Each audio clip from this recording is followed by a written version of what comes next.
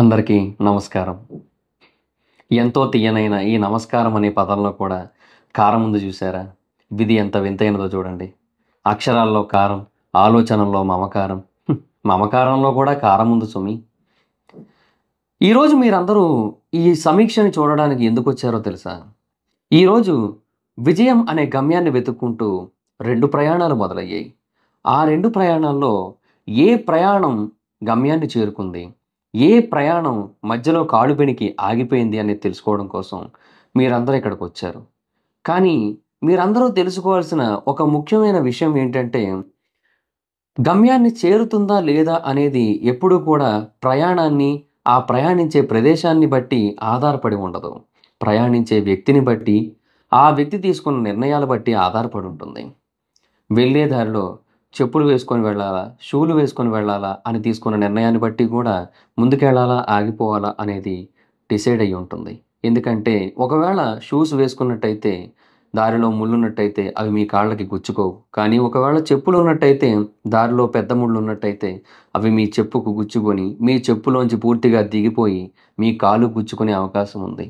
అంటే మిమ్మల్ని మీరు కాపాడుకోవడానికి మీరు దేన్ని వాడుకుంటారు అనేది కూడా కొన్ని సార్లు చాలా అంటే చాలా అవసరం అన్నమాట.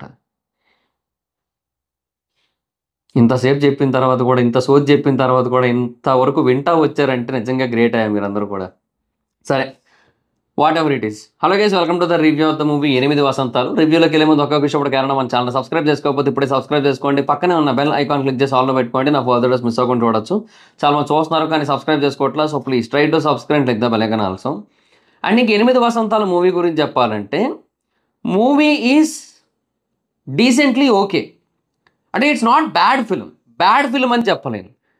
డెఫినెట్గా కొన్ని పాయింట్స్లో, కొన్ని పోర్షన్స్లో, కొన్ని డైలాగ్స్లో సినిమాలో చాలా డెప్త్ ఉంది.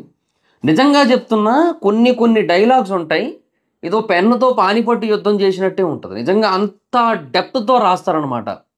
సీరియస్లీ ఈ సినిమా రిలీజ్ అయిన తర్వాత, అంటే ఓటీటీకో టీవీకో వచ్చిన తర్వాత ఈ సినిమాలో ఉండే డైలాగ్స్ అసలు విపరీతంగా రీచ్ అవుతాయి పీపుల్ అందరికీ కూడా. అంటే అంత డీటెయిల్డ్ మీనింగ్ ఉంటుంది. ఒక్కొక్క చిన్న డైలాగ్లో కూడా, ప్రతి దాంట్లోనే కూడా డీటెయిల్డ్ మీనింగ్ ఉంటుంది ప్రతి దాంట్లోని. సో ఇలాంటి కొన్ని పోర్షన్స్లో మూవీ బాగానే అనిపిస్తుంది. బట్ ద ప్రాబ్లమ్ ఈజ్, ఇప్పుడు ఒక పోర్షన్లో ఒక సర్టెన్ ఫ్యాక్టర్ దగ్గర, ఒక సర్టెన్ ఫ్రేమ్ దగ్గర ఆ సీన్ బాగుందనిపిస్తే నెక్స్ట్ ఫ్యాక్టర్కి వచ్చేసరికి, నెక్స్ట్ ఫ్రేమ్కి వచ్చేసరికి అది బోర్ కొడుతుంటుంది, సాగదీసిన ఫీలింగ్ వస్తుంటుంది. ఇప్పుడు ఫర్ ఎగ్జాంపుల్ క్లైమాక్స్ పోర్షన్ ఉంది. క్లైమాక్స్ పోర్షన్ చాలా ఎమోషనల్గా ఉంటుంది. ఇట్లా ఎమోషన్ వస్తుంటుంది, అట్ ద సేమ్ టైం ఇంకెంతసేపు అనే ఫీలింగ్ వస్తుంటుంది. ఇప్పుడు స్టార్టింగ్లో నేను చెప్పాను చూసారా, ఒక డైలాగ్ ఏదైతే ఉందో, మీకు ఒక 1 మినిట్ పాటు ఆ మాడ్యులేషన్లో, ఆ టెంపోలో ఒక యూట్యూబ్ వీడియో చూడడానికే మీకు ఇబ్బందిగా అనిపిస్తుంది వినడానికి, ఆ టైప్ ఆఫ్ డైలాగ్స్ అవన్నీ వినడానికి. అట్లాంటిది మీకు ఒక 2 అవర్స్ పైన ఒక సినిమా ఉండి అదే టెంపోతో వెళ్తూ, అదే మాడ్యులేషన్లో ఉంటూ డైలాగ్స్ అన్నీ కూడా ఉన్నట్టయితే మీకు ఎలా ఉంటుంది? సో అది ఇక్కడ ఉన్న ప్రాబ్లం అనమాట. సో ఎంత ఫీల్ గుడ్ సినిమా అయినా కూడా అది కొద్దో గొప్పో మధ్యలో కొన్ని రేసీ సీన్స్ ఉండాలి. అంటే రేసీ సీన్స్ అంటే కార్ రేసింగ్ సీన్స్ కాదు, కొంచెం స్పీడ్గా వెళ్ళాలి సినిమా. అది ఉండదు, అదొక ప్రాబ్లం ఉంటుంది. So I felt it is decent, it is decently okay. ఎందుకంటే నిజంగా కొన్ని పోర్షన్స్లో సినిమా చాలా బాగుంటుంది. కానీ మళ్ళీ వెరీ నెక్స్ట్ పోర్షన్కి వచ్చేసరికి అది bore కొట్టిస్తుంటుంది.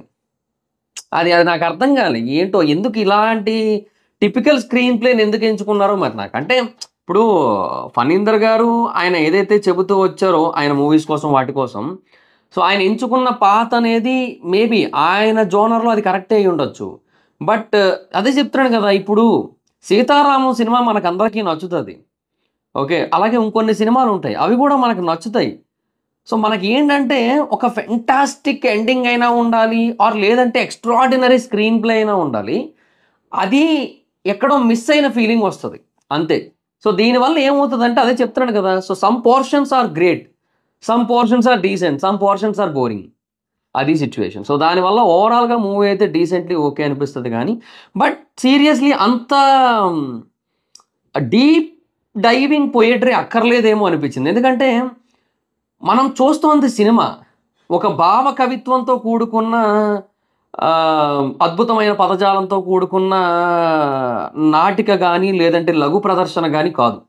We are watching a movie. So, అక్కడ నాకెక్కడో కొంచెం అది అది అది వెళ్ళాల్సిన ట్రాక్‌లో వెళ్ళలేదనిపిస్తుంటది. ఎందుకంటే, ఒక సినిమా టెంప్లేట్‌లో ఎళ్ళలేదు ఈ సినిమా. అది. అదొక అదొక పొయెట్రీ, అదొక పోయెమ్ అలా ఉంటది.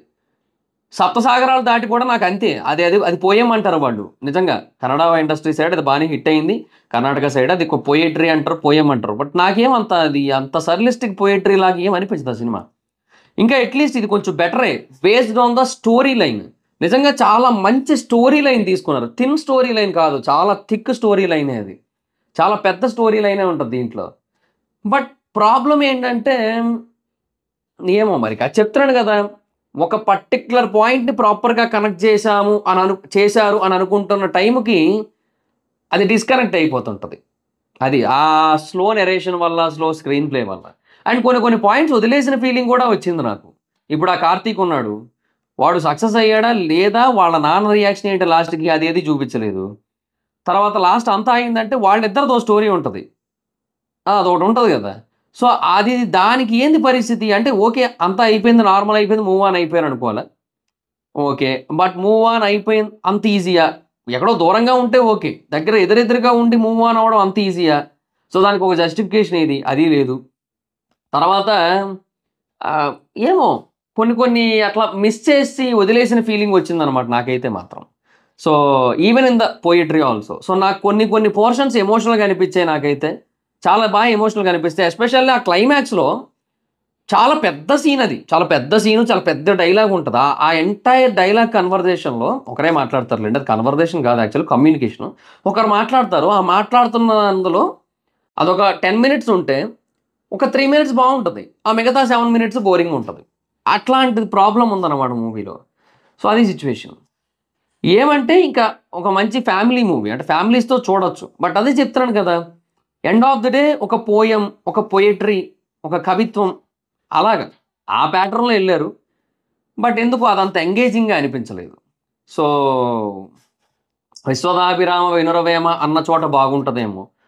'ఉప్పు కప్పు రంబు నొక్క పోలిక నుండు జోడ జోడ రుచుల జాడ వేరయ పురుషులందు పుణ్య పురుషులు వేరే' ఇదంతా అంత గొప్పగా ఏమనిపించదు. 'విశ్వదాభిరామ వినురవేమే' బావుంటది. సో, ఒక పోయెమ్ అనేది 4 లైన్‌లుంటే ఒక లైన్ బావుంటది.